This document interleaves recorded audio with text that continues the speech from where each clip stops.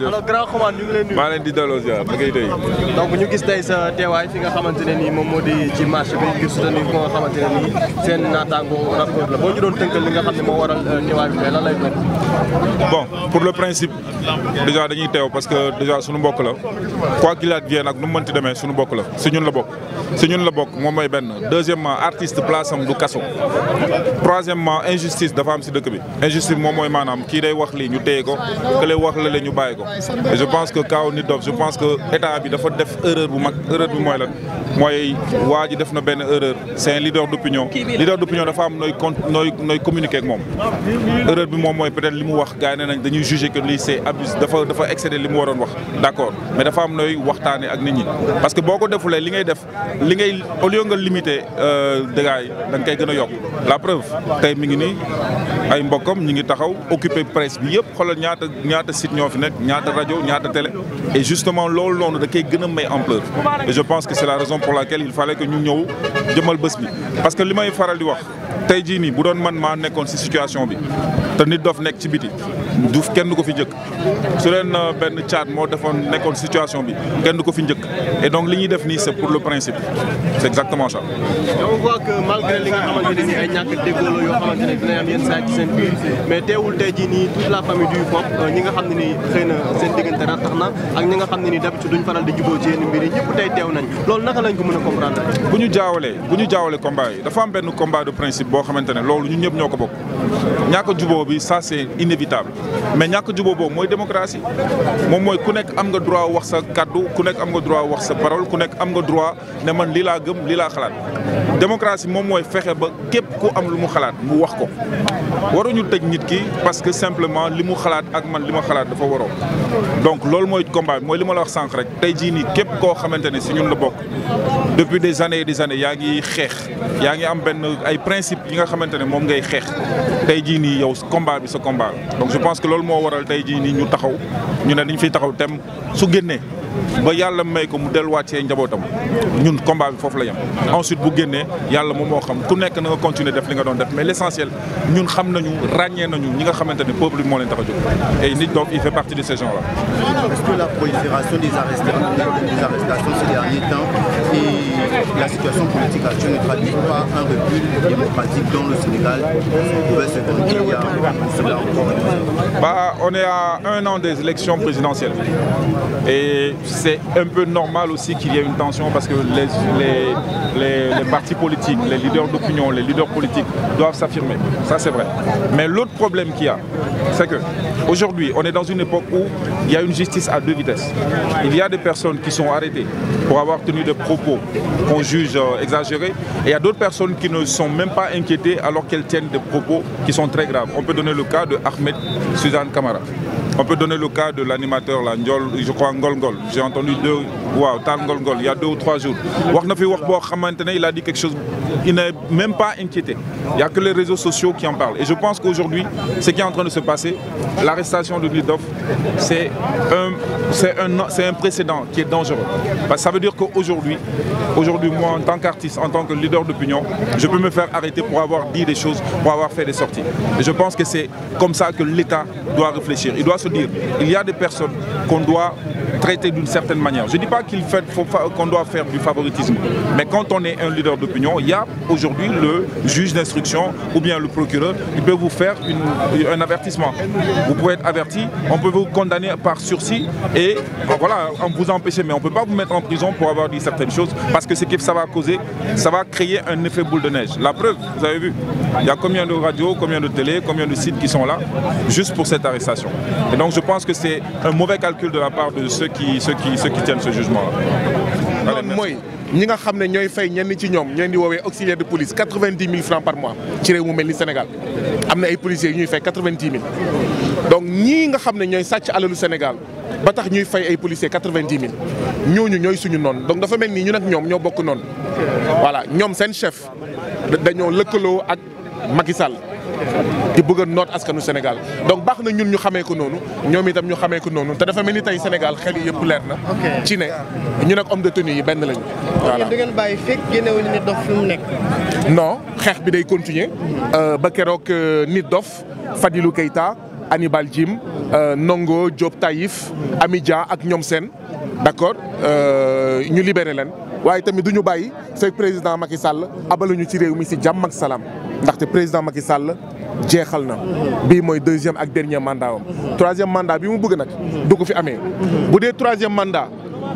moo tax muy taw ay mandat de dépôt ah dina leer mandat de dépôt yi muy jox ñoom Nit Dof di ko jox ñoom Hannibal di ko jox ñeneen ak ñeneen ndax seen taxawaay ci réew mi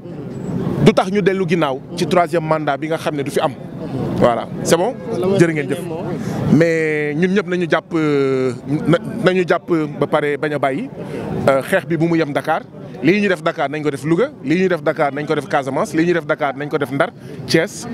Goudiri Tambacounda Kaolack Fatick ak fépp. C'est vrai que président Macky Sall jënd na ay ngànnaay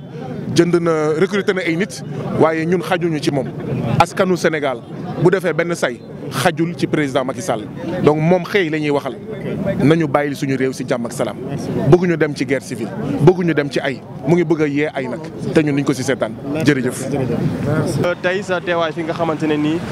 ab manifestation la bu ñu wootee ngir soutenir ki nga xamante ne nii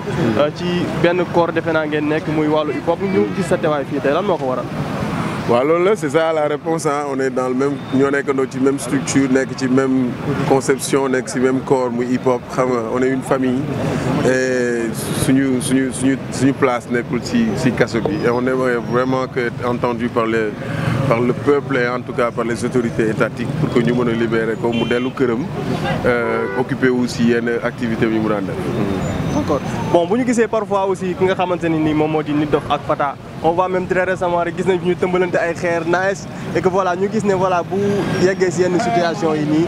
ñu gis le même Fata moom mooy ñëwaat di soutenir Nit Dof loolu naka lañ ko mën ko comprendre. Mais ici hip hop c'est la beauté du hip hop en fait tant pis pour ceux qui le prendront au premier degré ñun on est dans une musique qui yoo xamante ni duñ la mayantewuñu dara. Et donc loolu ça prouve qu'aussi on est sincère entre nous donc de manière nu ñu koy waxeeti objective heure bu amee lu ma xalaat si man da koy wax si le cri haut et fort moi aussi pareil samay conception si hip hop et voilà ainsi va la vie maintenant position yi mu nekk tey gënaluma du lu ma ko yéene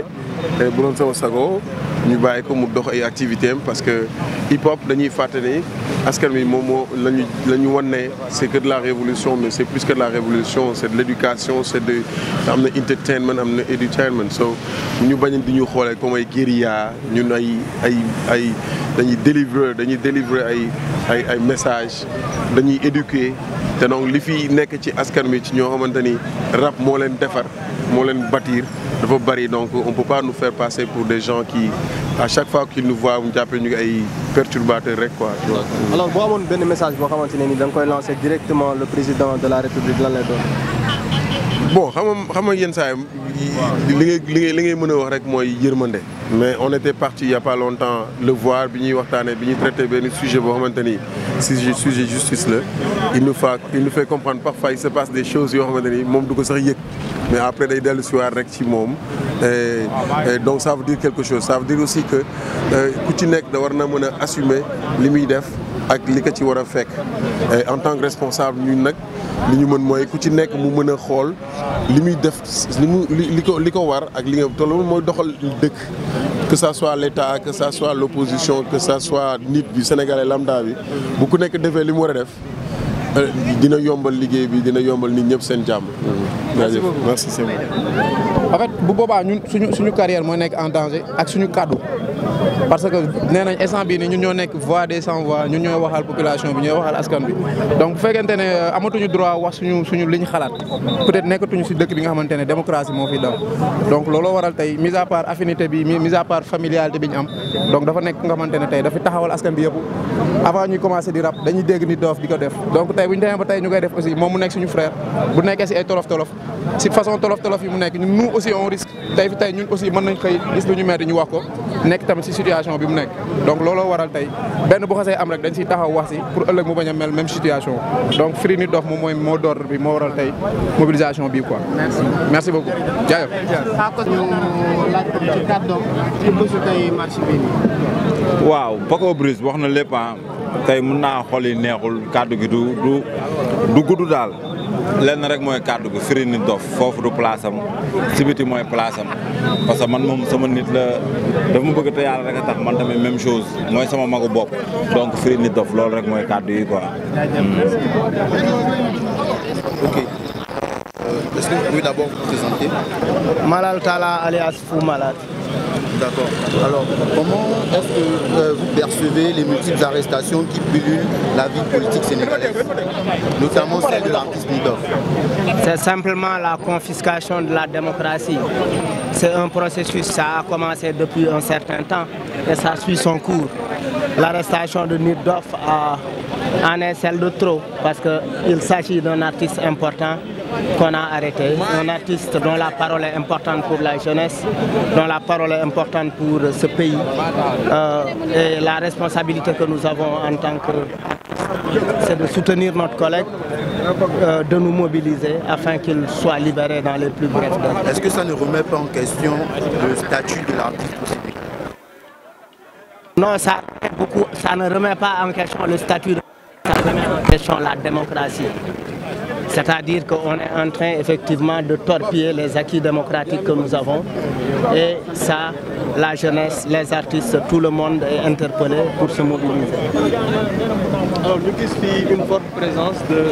famille bi nga xam ne mooy famille culture wala précisément famille hip hop malgré ay indifférents yu nga xamante ne ni d'habitude dañ koy faral di gis ci seen biir lu bari mais aujourd'hui dañuy gis ne à chaque fois bu ci kenn nekkee ci ay jafe-jafe nit ñëpp dañuy réunir ngir soutenir ko naka la ñu mën a expliquer. Oui, on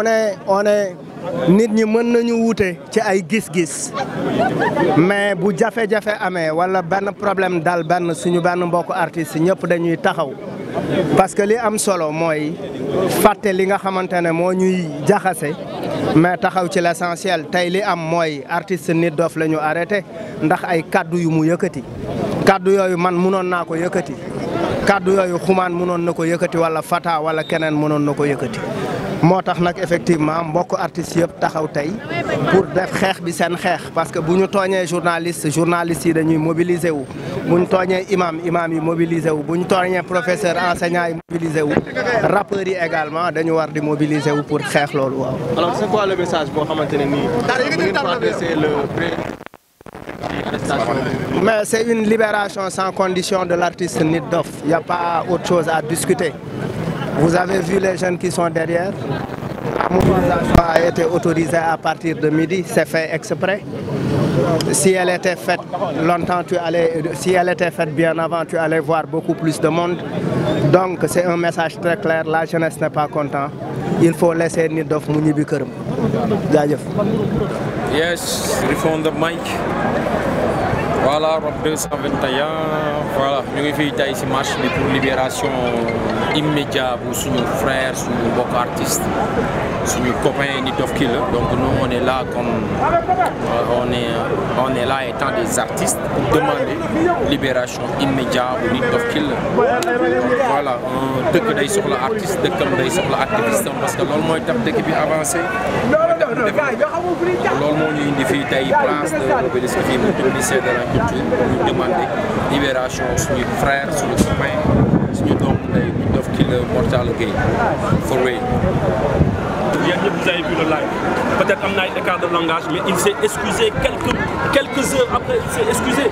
auprès de ceux qui le suivent contre ces écarts de langage donc ça du kenn jëmale ko ci benn nit wala ci benn procureur wala ci benn juge ba ñu koy chargé dossier di ci yokk ay yenn affaires yoo xam ne bokku ci quoi. Actuellement le mouvement hip-hop est là vous voyez tout le monde ñoom Rex City gars yi ñëpp a ngi fi je crois que le Sénégal n'a pas besoin encore de marche pour ay libération libérons Nid-Doff on va faire une demande de liberté provisoire ay ñu libéré ko mu dellu